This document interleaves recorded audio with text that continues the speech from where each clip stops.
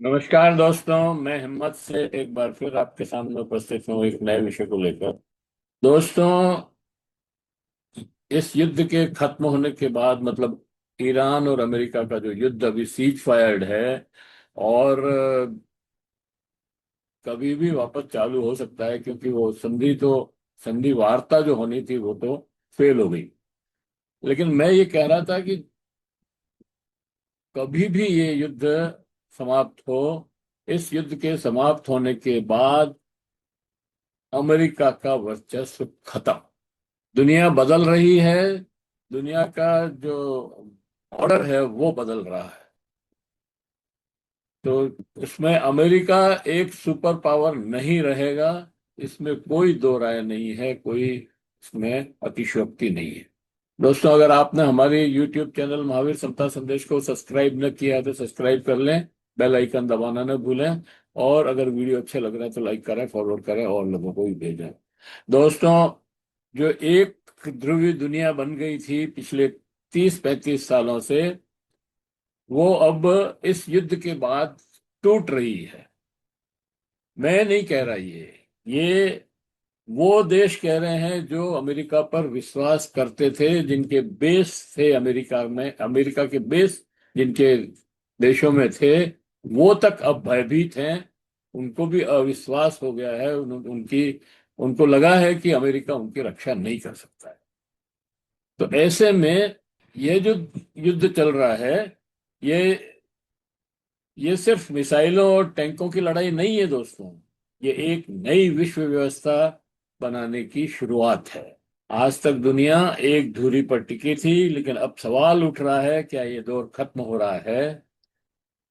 America की सीमाएं उजागर, उसने युद्ध की ने एक सच्चाई सामने रख दी है कि अमेरिका, चाहे उसके पास बहुत ज्यादा शक्ति है, ताकत है, हथियार है, पैसा है, सब कुछ है, लेकिन वो अपने साथियों की सुरक्षा नहीं कर सकता है। जिस तरह के युद्ध आजकल होने लगे हैं, उसमें टैंक और सेना उतारने की जरूरत ही नहीं पड़ रही है।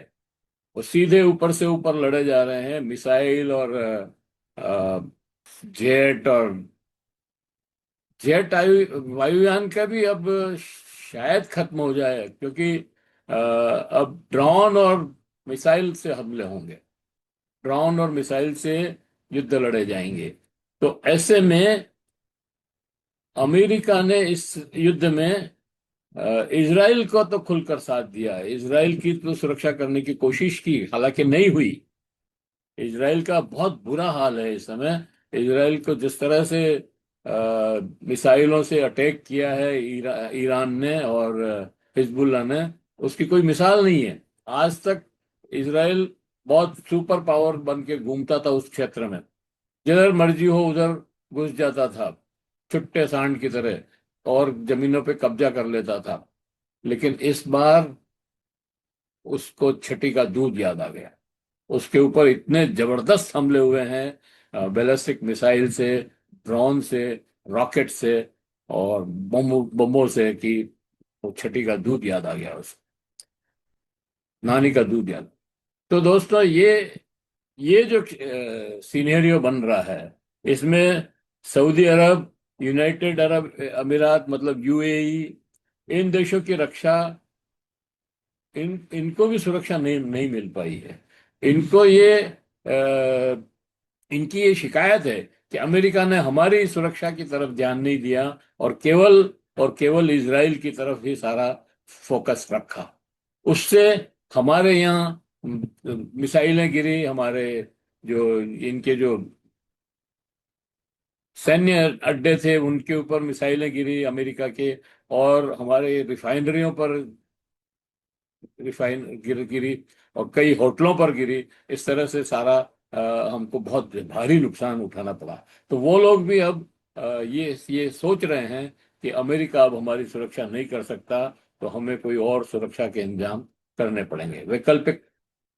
और यही बड़ा सवाल उठ रहा है दोस्तों कि क्या अमेरिका अब अब सबकी सुरक्षा कर सकता है? खाड़ी देशों का बदलता रुख। खाड़ी देशों में अब फैसला कर लिया है कि सिर्फ अमेरिका पर निर्भर नहीं रहेंगे। इसलिए नए सुरक्षा समझौते में वैकल्पिक सैन्य सहयोग और अपनी ताकत बढ़ाने पर जोर दे रहे हैं।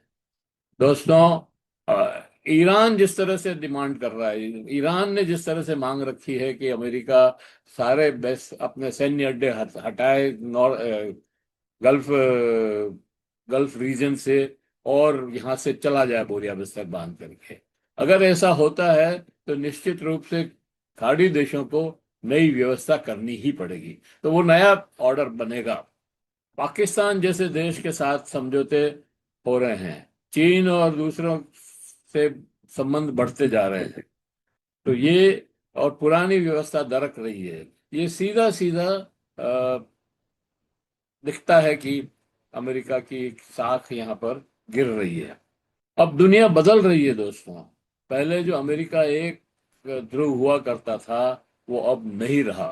अब नए ध्रुव उभर रहे हैं। रशिया है, चीन है, इंडिया है, ईरान है, और ऐसे ही ब्राजील भी एक ध्रुव के रूप में उभर रहा है। इधर अफ्रीका में साउथ अफ्रीका भी उभर रहा है। तो मतलब सारी तरफ रीजनल ताकतें जो है खड़ी हो रही है, और रीजनल ताकतें खड़ी हो रही है, इसका मतलब यह है कि अमेरिका का वर्चस्व कम हो रहा है, और अब लोग सिर्फ अमेरिका पर डिपेंड नहीं करें। ये नए शक्ति केंद्र बनने रहे हैं, और ये अब एक ध्रुवी दुनिया नहीं है, बहुध्रुवी दुनिया है। और अ, यूरोप के अंदर जो बैलेंस टिका हुआ था, वो अब दुनिया का बैलेंस यूरोप में नहीं रहेगा, वो एशिया में शिफ्ट हो जाएगा।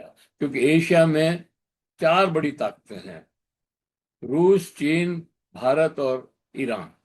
चार बड़ी ताकतें एशिया में है। तो एशिया में ये पावर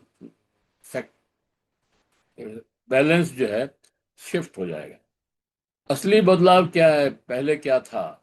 पहले था अमेरिका बोलेगा दुनिया मानेगी। अब क्या होगा? हर देश अपनी ताकत के अनुसार फैसला करेगा। कोई एक देश अब पूरी दुनिया को नियंत्रित नहीं कर पाएगा।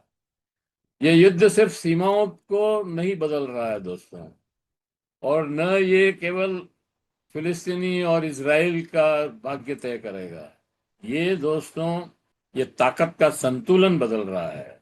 और याद रखिए, नई दुनिया में वही देश टिकेगा जो खुद मजबूत होगा और किसी एक ताकत पर निर्भर नहीं होगा, अपने क्षेत्र की रक्षा करने में सक्षम होगा। वही देश टिकेगा। तो दोस्तों, हम एक बार फिर कह रहे हैं कि अब दुनिया बदल रही है। हमको भी उसके हिसाब से अपने अ, अपनी नीति और कार्यक्रम बदलने चाहिए। जय हिंद, जय भारत। अगर आपको ये वीडियो अच्छा लगा हो तो कमेंट बॉक्स में जाएं और कमेंट दें आपको ये वीडियो कैसा लगा। और अगर अच्छा लग रहा है तो लाइक करें, फॉरवर्ड करें, और लोगों को भेजें। और अगर आपने अभी तक भी हमारे यूट्यूब चैनल महावीर समता संदेश को सब्सक्राइब न किया है तो सब्सक्राइब कर लें, बेल आइकन दबाना न भूलें। जय हिंद, जय भारत।